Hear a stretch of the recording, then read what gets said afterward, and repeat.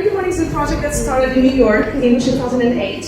It was founded by a girl named Tina. She was from Switzerland and she moved to New York. And she didn't have a place where to meet, like-minded people. And she wanted to meet designers and other creative guys, and girls too, sorry. And so she basically opened the doors of her Brooklyn studio, and she offered coffee and invited someone to speak at a conference. So it's like a short talk, so 20-minute talk. That's our concept. And this was so successful that after 12 years.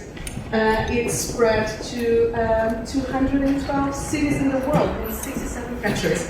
So Lisbon has been doing Creative Mornings for almost 4 years now, and I started last month. So yes.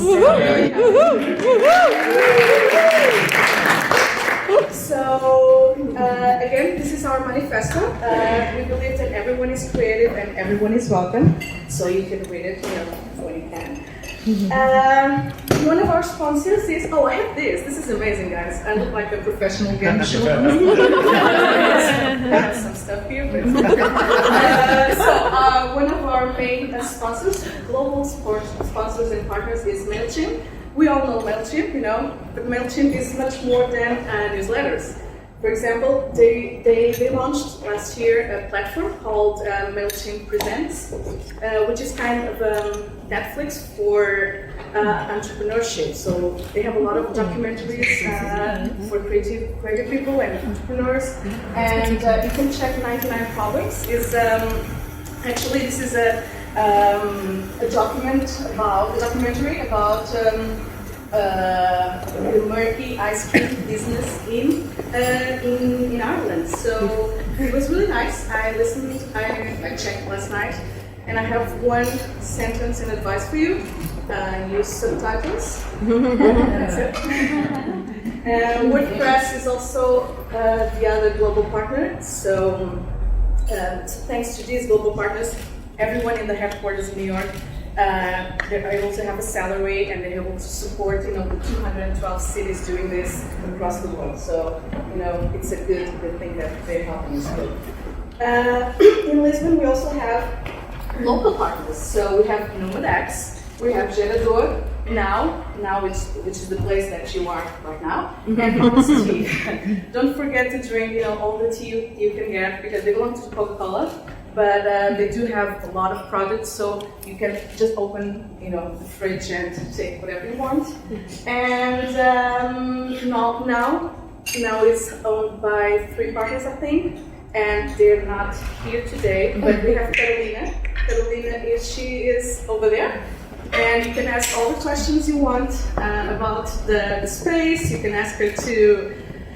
Take a tour and about membership options. And if you don't have anything to ask her, just look at her because she's beautiful. So I think she. And the other partner we have is NomadX. Derek over there. Do you want to come here? Sure, I'd love to. Okay. This is your favorite Derek Smith. Yeah, right. You have a microphone today. Yes. I don't think I need a microphone, but I'll make this very, very quick. Thank you so much, Rafaela, for putting this together. Very good. Second month, and I feel like you don't look that nervous. That cue card makes you look official, which is pretty cool.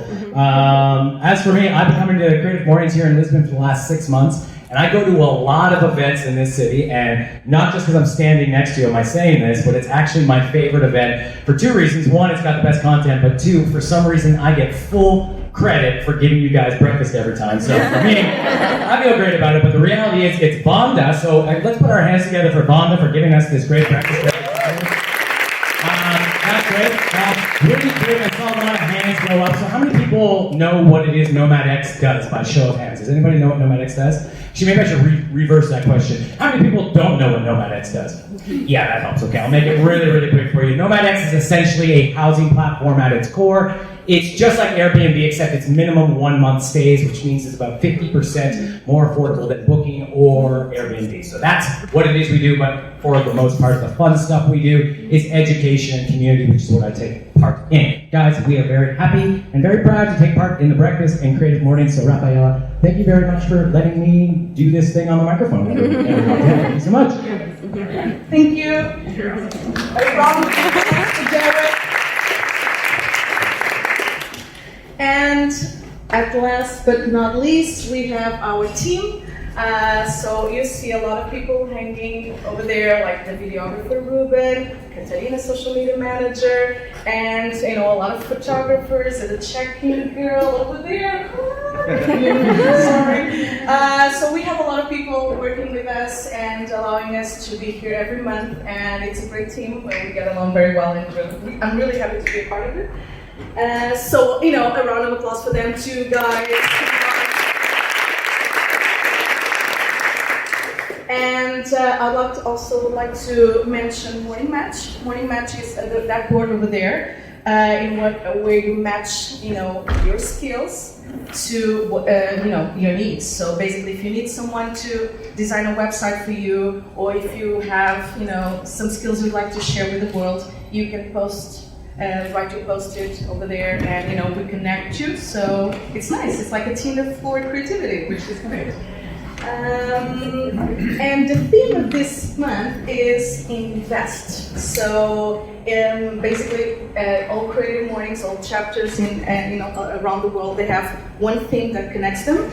So every city does their own interpretation of the theme, and this is invest. And I've invited someone to talk about investing. And this is your cue, So, ladies and gentlemen, please welcome Joao Vitoria.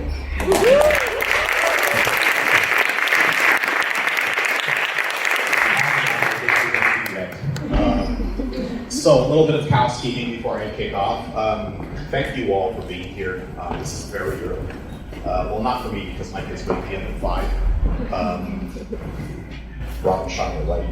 And I'd like to thank Now for hosting. It's kind of interesting for me as one of the people that runs Now was a colleague at my first job 25 years ago. So that's kind of sweet. And thank you, Rafa, for not only the invite, but for challenging me to talk about invest, because that was not my first option.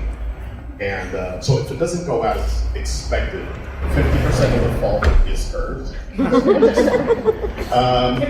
But yeah, it was a good challenge because it made me look at what I'm doing right now, what I've been doing for the past years, and look at it in a different perspective. And I'm going to share that with you today. So I was born in the US. I've been living in Portugal since I was 11. New Jersey never goes away. 35 years in. So when I moved here in 83, 84, something like that, my Portuguese was awful. So hanging out with other kids and having fun was not really easy. And today you move from one city to the other, and culture is more or less global, so you get more or less the same stuff. If you don't get it, you know about it, right? So my stuff was, in '84, very different from the stuff kids used to play with here, or what they were interested in. So my parents got me a ZX Spectrum, which was really popular in Europe. And I read a lot of comic books. I really love these. I collect them since 1977 until today.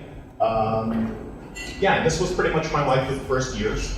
So I played games, obviously. Then I thought it was interesting to learn how to code because there's a lot of books on this. Let me go back. Let me acknowledge Vanessa Tibaro being here. She was the first speaker last month. I'm not doing this to embarrass you. I think she's amazing. We did a really cool project 2 years ago, and it was absolutely unbelievable that you were the first speaker. So round of applause for her.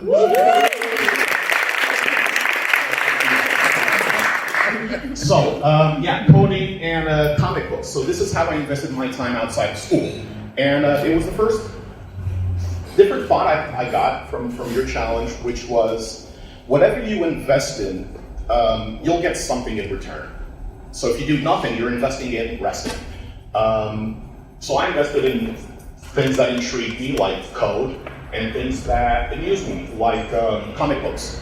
And at the time, I remember everybody saying, why would you spend time or waste your time programming or learning how to code and reading comic books. Fast forward 36 years, the thing on the left is one of the biggest franchises in the world, culturally relevant, right? And coding is something that actually helped me as a creative director at the agency, as a writer, as understanding technology, because today it's everywhere, right? So knowing how stuff works really helped me out. So yeah, that investment paid out, totally not planned. Any investment I made in my life in terms of knowledge was not planned, so very fortunate about that. So my latest investment was at 44 years of age, years young. I decided to do an MBA, and fortunately there's one in the creative leadership, the Berlin School. If you don't know about it, you should check it. They have awesome programs. So I got the opportunity to study from Tokyo to Berkeley in California, which is a very unique experience. And again, I thought it was interesting. I thought it was maybe the time to learn some more skills. And huge investment, monetary and time-wise, obviously, and takes time away from the family. But what I got back from it is just beyond expectation. Not just the hard skills you get from an MBA, learning like the law and accounting and economics and all that. The being exposed to other people, because by the way, this is not just creative directors. I have like accountants and lawyers that take this MBA. What you learn about yourself is just unbelievable. And so every time you go to Tokyo or China or whatever, you have to write like a journal about the experience. When I came back from Berkeley, it took me 1 year to write it. That's how intense the experience was, because it was all about self-discovery and self-awareness.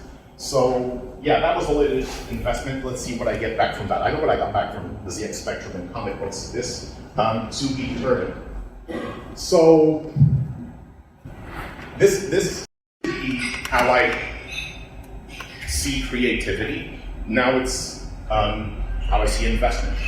So I think we're all just like a kaleidoscope, that you just put different things inside, different shapes, different colors, and when you twist it, different things come out. So the more you put in it, the more diverse it is, the bigger your investment in just learning stuff, the more rich your output will be.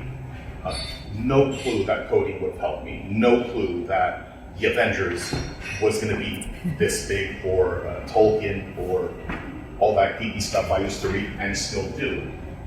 So,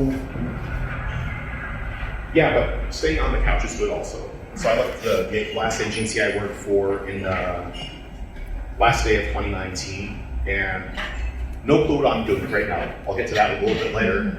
But investing in myself, resting, eating right. Now I learned that Portuguese food is not heavy on vegetables. A lot. Investing time with my family, with my kids. And, yeah, all good.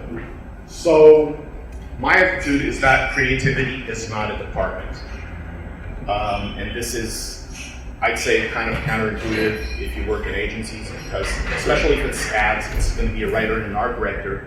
But if you put an art director and a writer doing stuff, what's going to come out is ads, and you need a little bit more diversity right now. So the project I did with Vanessa, we took an outdoor and did a crowd page.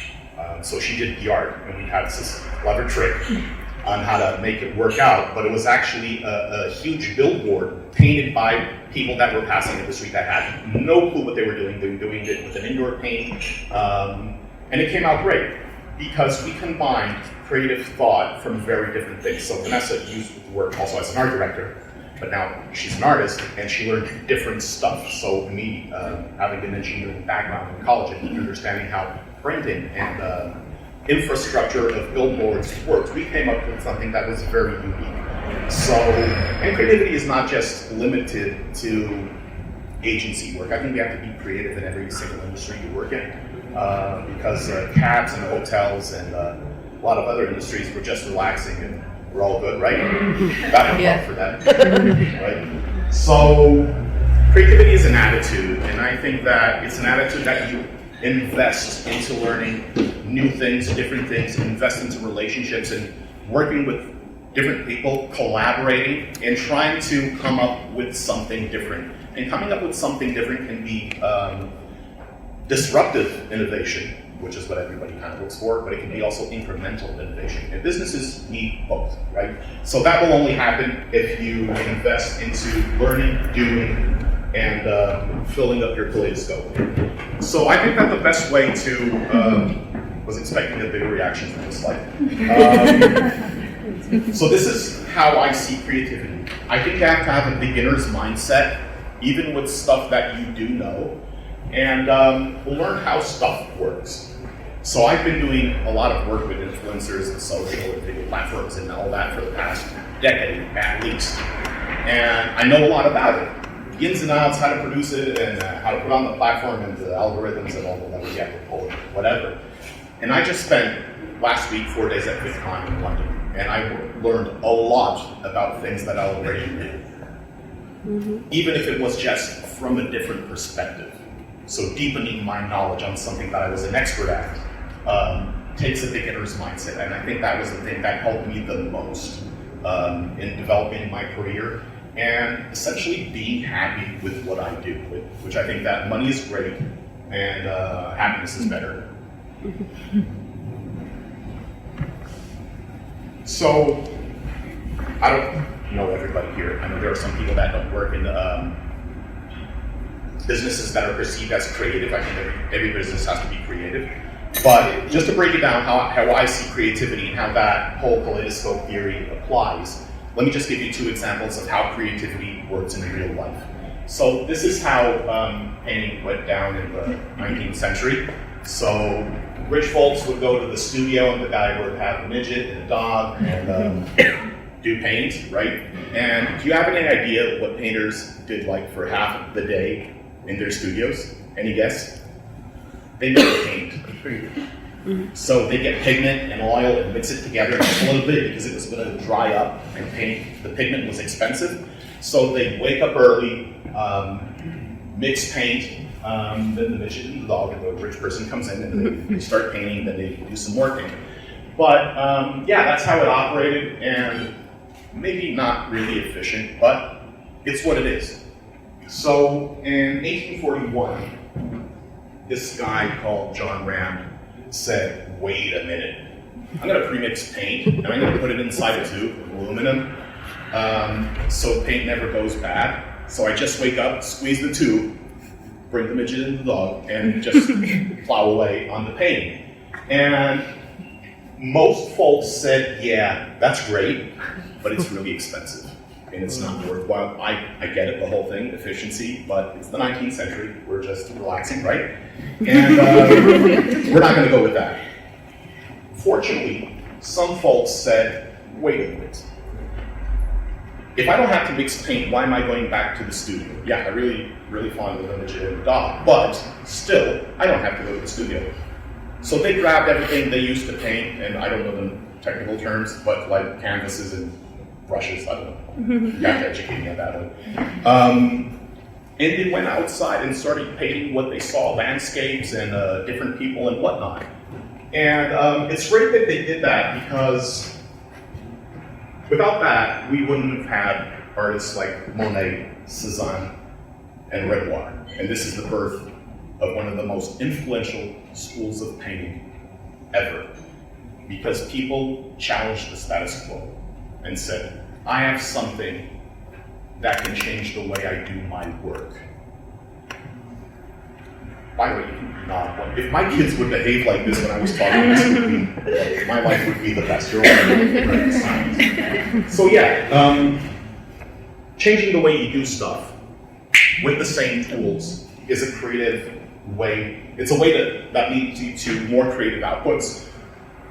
Second example, curiously, 100 years later, in 1941, a Swiss electrical engineer by the name of Georges de Mistral had a dog, and he took the dog for a walk, and the dog's fur was like full of, I don't know what's it called, things that you get from weeds and stuff and whatever it's called. And so he goes back and he's like wiping the dog's fur, and he's like, I've seen this before. So what Georgian Skull rationalized about this experience was, so I have something that has like a furry texture, and I don't know, it's that crab that just comes onto the dogs, has like a hook on it. So it's like kind of velour and crochet needles. And this, ladies and gentlemen, is the best invention ever, and what makes my horns easier. Yeah. This is how Velcro was invented. So a guy walking his dog that had a lot of stuff in his kaleidoscope said, wait a minute. So that's the way I break creativity down. You use stuff you have in a different way. You combine stuff you have in ways that haven't been combined before.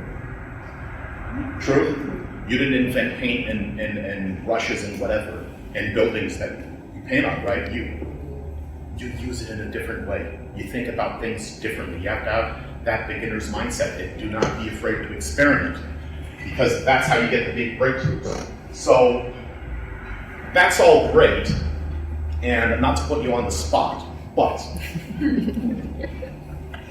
what I do, and it's very fortunate that Vanessa was here before. If you haven't seen the talk, please see it, because it's two different looks at it. Vanessa can do whatever the hell she wants. I can't. I know. Fine. I know. But in essence, you're an artist. I'm not. Vanessa, obviously, I know, can express her full creativity, and because she does art. And if people like it, that's great. Fortunately, a lot of people like it, and they should. It's great. And some brands say, wow, let's collaborate. Okay? But it's pure creativity. What I do at the agency is different. What I do is create value. I sell cars and Coca-Cola and razor blades and whatever in a creative way, I hope. But it's very different. And you, if you work in a creative industry, I think you have to understand that there's a difference. I can come up like with the most clever headline known to man, but if it doesn't sell, we have a problem. Because what my business is creating value, not being creative. Okay? So I just want to leave that note, because it gets confused a lot. If you want to just be pure creative, be artists, it's fine.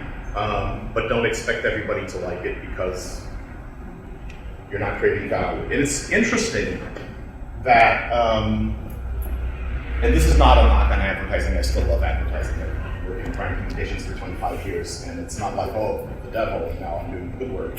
Absolutely not. But it is easy when you have invested so much in learning so much stuff and trying to be really clever and doing different stuff, that you get enamored by every headline, every ad, every TV spot, every radio spot you produce. And it's a trap, because if it doesn't sell, it's not good. And a lot of people in advertising like David Ogilvy, which is great, I think it's unbelievable. A lot of fans of Bill Bernbach with all those Volkswagen ads that were just unbelievable with that long copy, still masterpieces today.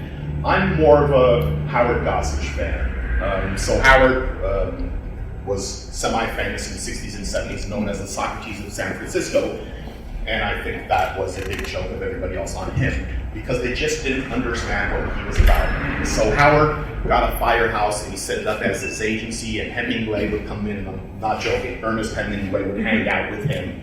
And it was a very diverse crowd, and Howard was doing like what you do today in social media with newspapers, because he really figured out how people use media. It's really clever stuff. But my favorite quote from Howard is that nobody reads ads. People read things that interest them. Sometimes that's an ad. And this is the line between being an artist and being a professional creative at a business. You gotta create stuff that interests people.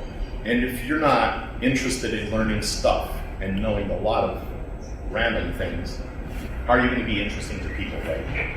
So we really need to invest, double down on that investment. So to kind of wrap this up, 10 years ago, well, I'm always complaining about something, but 10 years ago I was really, really hardcore complaining on how difficult it was to find young digital talent for agencies. It was really hard 10 years ago. And I complained a lot about that. And one day, somebody that is very much smarter than I am said, well, if you went out and teach them how to do it, maybe you'd find the talent. I felt pretty damn stupid that day. I see a few of my former students here, so that's very gratifying. So I already taught at some colleges, but I really doubled down on teaching in a project called Edit here in Lisbon.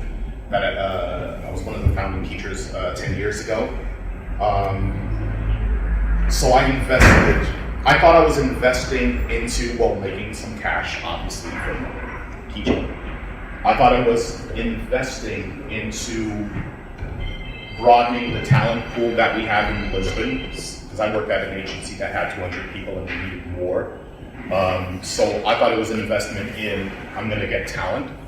What it turned out to be was the biggest investment in my career in learning how to be a creative director. Because explaining things to people that do the same thing that you do is kind of easy. Like, what's an insight? What's a headline? What's the difference between how you write for TV and radio? Explain that to a nurse. And I've done that. My lovely wife is down there, and she had done my digital marketing course. Try explaining what you do to somebody that doesn't have the same knowledge foundation that you have. You don't learn a lot more, but you deepen your knowledge about what you have. And that is maybe the best investment you can do, is really going deep and hardcore in your core skills. That will make you, in my opinion, really, really better at what you do. So I quit that school 1 year ago. Because I thought that, well, we were still sticking, it's not a knock on them, but they're a business. Well, my opinion is that the needs of the market have evolved, and the needs of the people have evolved, and we should have a different kind of offering. They thought differently, and I'm fine. So I'm going to do something else, and this is what I'm doing right now. It's a project called Shaker, which I'm not very sure what it is. And I was talking to Vanessa about that right first. Like, oh wow, really exciting! You have a new project. Like, yeah, no clue what it's about. But essentially, what drove me to do this. I had the idea two years ago, but I thought that being creative director at the agency and a husband and father and studying abroad and this at the same time was going to work out. It didn't work out. So left the agency, spent time with my family and my kids, and having a good time, relaxing, and investing into something that I'm not really certain what it is. But what drives me to do this project is it comes from the learnings of doing the project with Edit 10 years ago. Right now, a lot of people are trying to teach coders to be how to code. We're on the verge of 5G, and I believe that no brand, no agency is ready for the ridiculous amount of digital content we're going to need for brands to compete. Because with 5G, we're not going to get like 2 gigs of data. So that will go in like 5 minutes, right? And the consumption of video on mobile devices has really gone up. So what I'm guessing is we're going to need a lot of full stack content creators, people that know how to write content and do it consistently across every platform, and not be directors or like professional movie editors, but understanding how to do graphic composition, how to make it consistent, how to take a picture, how to make a movie, how to cut stuff together and make it into a story. So that is what Shaker is about. It's, in essence, investing again into the industry. We're going to need these folks in a year and a half, 2 years. And I'm trying to jumpstart that. No clue how this is going to pay the bills. But this attitude has served me right in the past, investing. So that's that. Thank you for your time. Once again, thank you for the invitation. For me, this was great to think about how what I've been doing is actually in an investment. And like any investment, you don't really know what you get in return. So that's that. Thank you.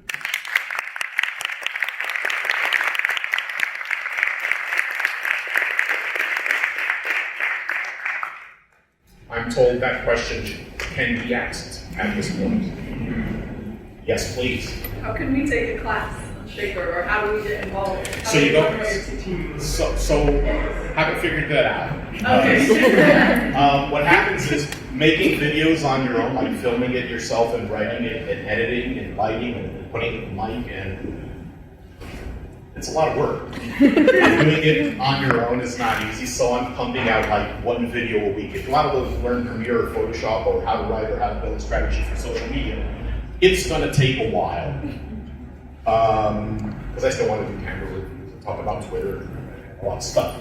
So, no clue, but thank you for the question, because maybe there's an opportunity there that I haven't thought about. That maybe some folks will say, well, listen, that's all great and everything, it's fine, but we really want to learn this faster. Where can we do it? Well, there's a ton of schools in Lisbon. Maybe there's an opportunity for me. So, yeah.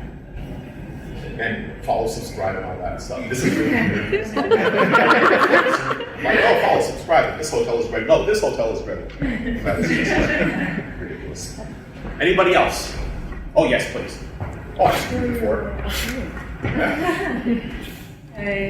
Do you feel that there is any investment you would have made when you did it, and then now maybe this project, or is there any investment that you did and didn't work, but then turned that worked out together with Avengers and Co? Oh, okay. And sorry, before you answer, can you just repeat the question? I don't know. Oh, yeah. So, just asking. So the second part, which was I was going to answer first, was: is there an investment that you did that didn't work out? And the second one is there. The first one, which I was going to answer in second place, was: is there an investment that you didn't do that you think that would have paid out? So the first part is there an investment that hasn't paid out? Still figuring that out. Avengers took 30 years. Tolkien took 30 years. Lock and Key just came out on Netflix. I've been waiting for that for 15 years. I read that comic book 15 years ago. It's unbelievable. Finally came out, but no clue that if it would come out, right? So, like any investment, you don't know when you get the return on the investment. So, there's a couple of things that I have invested in, like learning. I'm a writer, so learning like the law and accounting and economics. I hope it pays out because it was painful.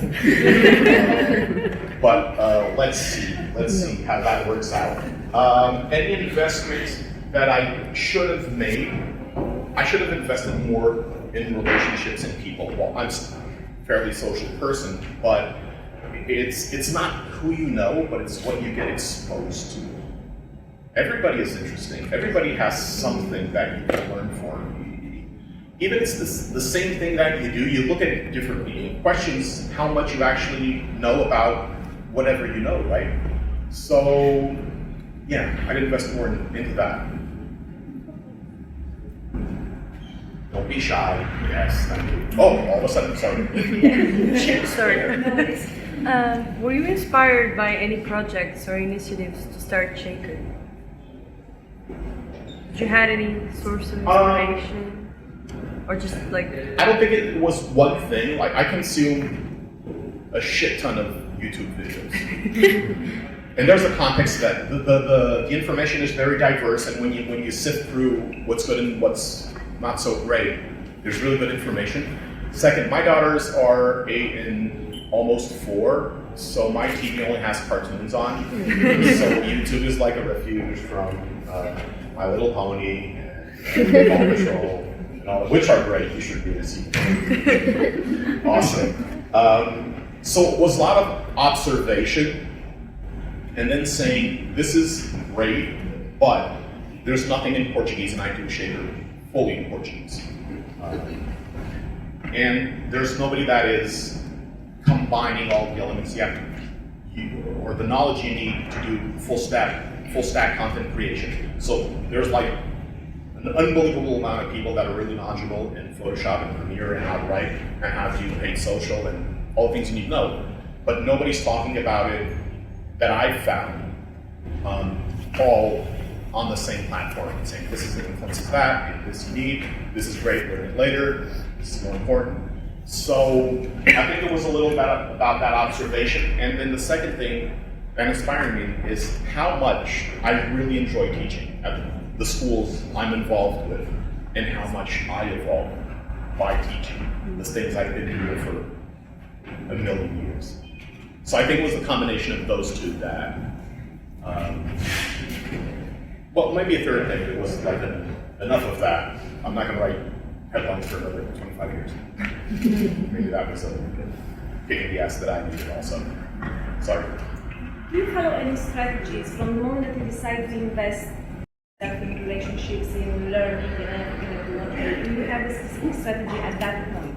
Or are you very flexible and then you adapt on the time and so on? Oh, no, absolutely. How it happens? Absolutely not. I think I'm the smartest person in the world, so I'm like really sure, this is that, I'm going to do it that way, here's the schedule in 12 weeks, I'm talking to people, yeah, that's how it is. Yeah, that didn't work out. So 1 week into Shaker, I changed the whole strategy. So I've been doing this for a long time, I know what I'm doing, right? No, I wasn't. Because I was building Shaker for, this is going to sound very pretentious, but this is the true story. I was building it for people like me that are very proactive and search knowledge and say, oh, this is good, I'm going to try that. There's a dog, I'm going to stick my finger in there. People are not like that. Well, not the dog part, right? But, and then a good friend of mine asked me to go over to a class he was giving for real people, not agency people, about digital marketing and paid social and all that. And it was explained like attention, interest, desire, acquisition, which is like the foundation of marketing. I'm like, really? That's around since like the 70s. And people were looking at it like, oh my God, like mind blown. Clients of mine, they're mind blown. Huge experts. So maybe one of the smartest things I've ever heard in my career from people, well, my peers, in this case specifically the CEO of the agency I used to work for, is that what is evident to some people is a revelation to others. So I was building Shaker on the assumption that everything that I was going to teach was really evident for everybody. Guess what? It's not. So, and I've made this mistake in the past. Like, I know everything. I'm really smart. I'm going to do this. It's going to be amazing. No, it's not. But it gives you the let's go and let's start attitude. Because I could strategize shit out of this for a year, and 0 videos would have came out. So I said, enough of this. I've thought about this for 2 years. I'm going to point a camera at my face. I'm going to put a light and a mic and shave a little, not too much. I'm going to film myself. I'm going to put it on YouTube and let's see what happens. And I think it's the best way to go. What would I have to lose? Right? People are going to say, oh, your hair looks ridiculous. Well, great, I don't have any before, so. What would happen if it went wrong? 25 years in, I was not going to be ridiculed by everybody. Well, what happened? But why be afraid? That's a good question. Just go. Just go and do stuff. I don't think that you really have to be, and I've never thought about it this way, so thank you for the question. You really have to be in a very safe and comfortable zone and love what you do to just go for it. Because that's what kids do. They produce horrendous art. And we hang it on the fridge and say, this is unbelievable. You're my little artist. Not our kids. Our kids are great. Their art is amazing. But they only do that because they feel loved. And they love what they do. And they go for it. And not just as parents, but as peers, as seniors, as human beings. And you have to encourage people and say, That is awesome that you're doing that. Please do more. If you like some advice, you should consider this, and that. And I think that's the right attitude to go with any project. You go for it. And if you're not surrounded by the people that love what you're doing and will give you some advice and point you in the right direction, you're not surrounded by the right people. And that's also learning. That's Yes. the strategy part. Oh You know yeah, what- you learn a lot about people by doing stuff. Thank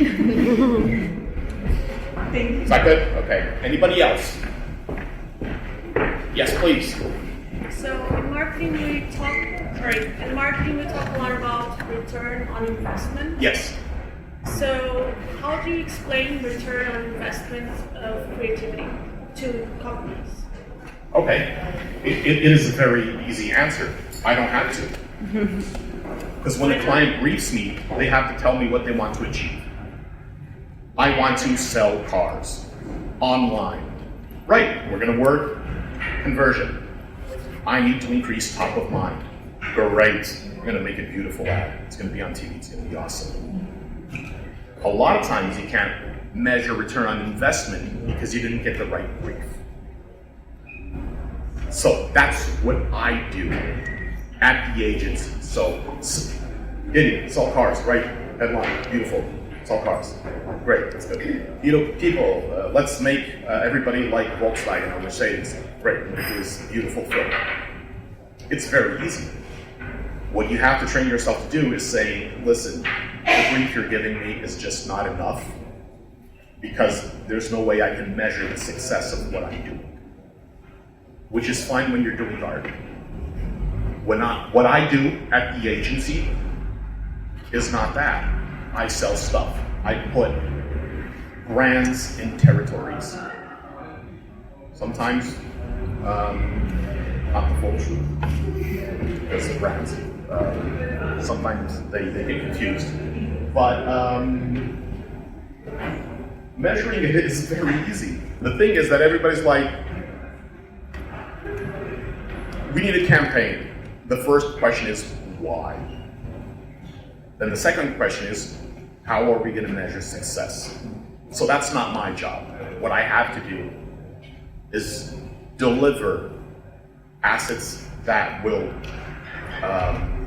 get the ROI that the client wants. And that could be top of mind, that could be pulling off a stunt that you invest 10 grand into and you, because it got so much media coverage, transformed itself into 10 million. And it's not a random number. It's been done before, right? So on our side of creative professionals at the agency, ask the right questions. And I feel like we're so enamored with what we do. It's like, oh, I'm gonna go out and film. It's gonna be great. This incredible actor. I'm gonna take some stuff and put it on Instagram. And we should be focused on why, what, how, when. And that doesn't get asked enough, in my opinion. Is that okay? What if you have to convince them? So if it's not an agency giving you a brief, it's actually a proposal that you're doing for. If I have to convince the client that my work is great, what I'm proposing to do. Yes, I would say the return on investing on creativity. What would you say to a company that? Okay, that is a very broad question. In real life, return on investment comes more about your media strategy than your creativity.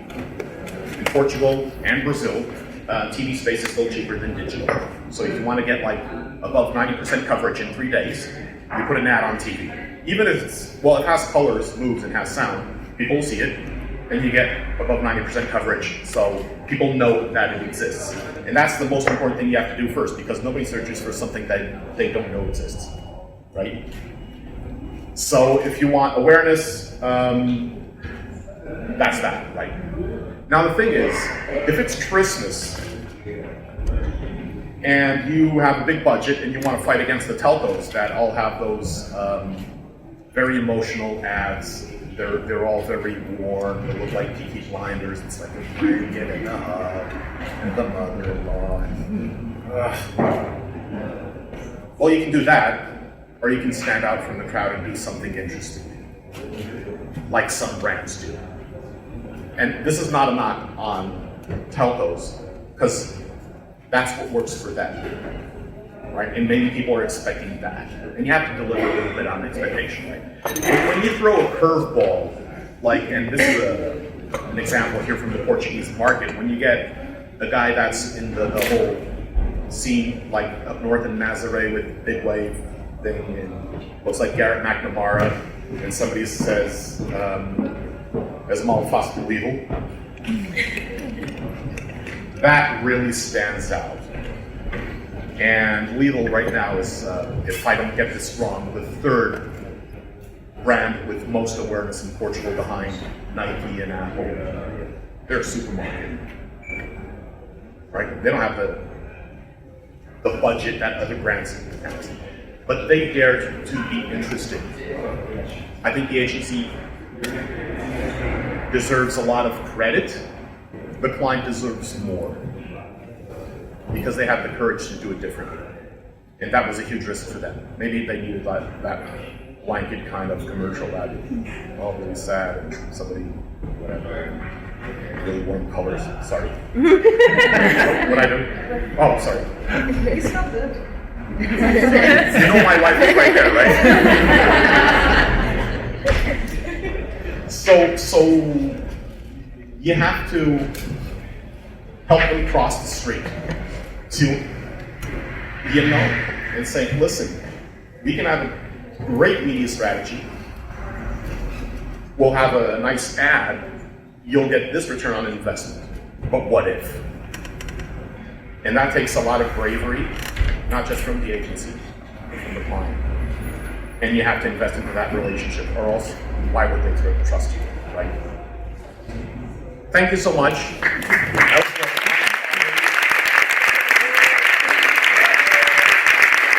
Thank you guys, thank you for coming. And another round of applause for you, for being